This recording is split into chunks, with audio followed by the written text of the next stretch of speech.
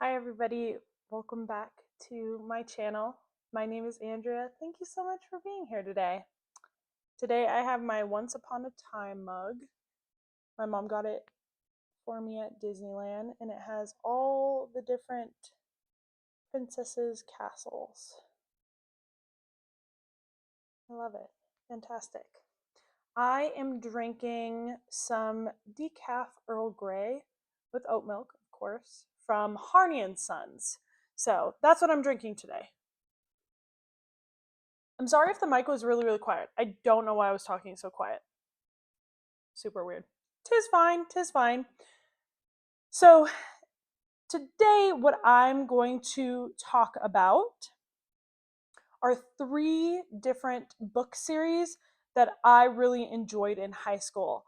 I have been thinking about these series a lot and I want to do a reread of them eventually. And so I thought, why not share them with all of you? So these are all YA fantasy series. Um, and then one of them is fantasy and sci-fi, I would say.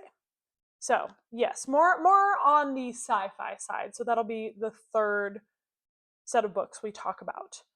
First and foremost, I wanted to talk about the Throne of Glass series by Sarah J. Maas. I found this book series when I think I was a sophomore or junior in high school. And she only had, I think, the first two or three out. I can't remember. I think it was the first three. Okay, I'm looking at the list right now. So the first one is Throne of Glass, which I have here. The second is Crown of Midnight. Third is Heir of Fire. Fourth is Queen of Shadows. Fifth is Empire of Storms. And then there's a read along with that because there's another book that she was going to have uh, in the style of a novella, but then it turned into a full blown book. So that's Tower of Dawn. So people often do Empire of Storms and Tower of Dawn as a read along because they go along in the same timeline. So you can read them like that, and there's a whole list online. I did not do that because they came out 2016 for Empire of Storms and 2017, and I was reading her books as they came out. So I did not do that. And then the last one came out 2018, and that's Kingdom of Ash. I absolutely love this book series. I found it at a time in my life when it was just something I really needed. I connected with the character. She was going through her own struggles. And although our struggles were different, it was nice to see a character who was on a journey of finding herself because that's the journey that I was on. And so we very much paralleled in that, and it was just meant for me in that moment in my life. And I still love it to this day, this series. So Sarah J. Maas also has the Court of Thorn and Rose books. So Court of Thorn and Roses books, and then the Crescent City books. Those ones are not YA. Those ones are adult fiction. So before going into those, just know that the Throne of Glass series gets a little bit more adult fantasy in the later books, but the first, I think, four are, in my opinion, YA. So know that. Know that. I love this series. Just really quick, this is about an assassin named Selena Sardathian, and she is entered into a competition to be the assassin for the king. So she's fighting for her freedom in this book and also fighting to find herself again after things going really, really sideways. Yes.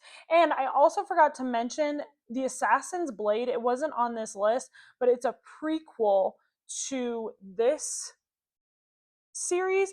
But I read this first and then Assassin's Blade came out later. So I would say start here because then when you go back and read Assassin's Blade after the first, I would say first 2 books, it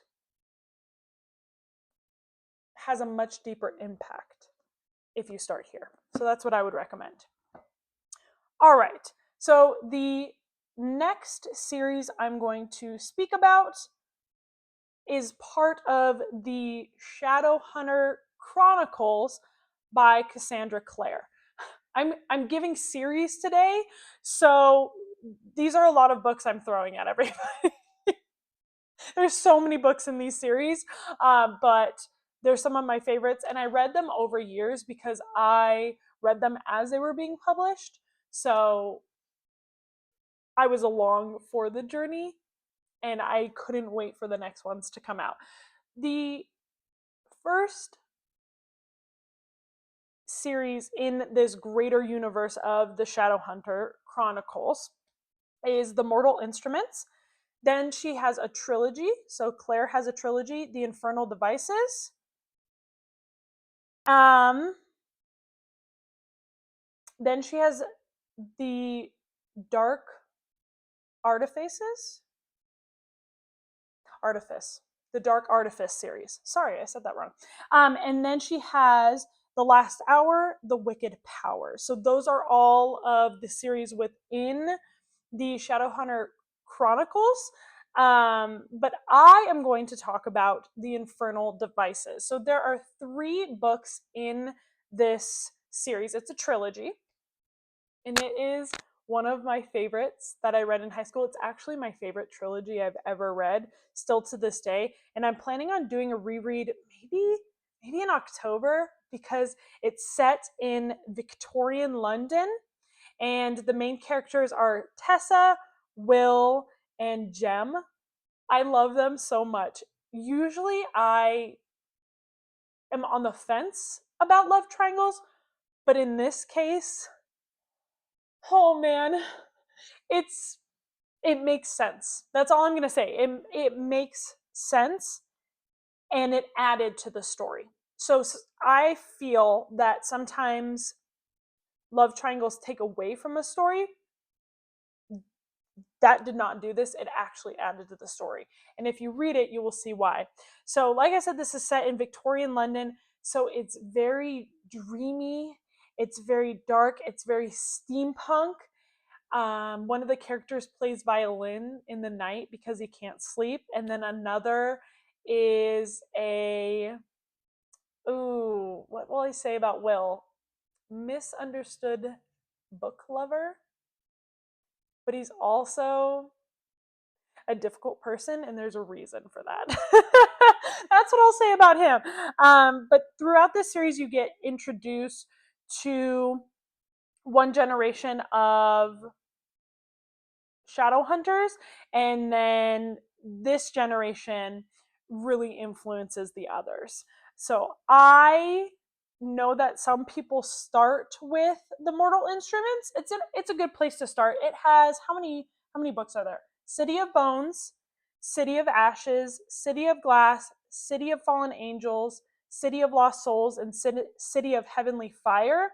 So if you want to go through that first and read that first, you can, but it gives a spoiler for the Infernal Devices, so caution. I would read the Infernal Devices and then go into the Mortal Instruments, because they are intertwined. So, and you can actually go in order of when they were published, because then you can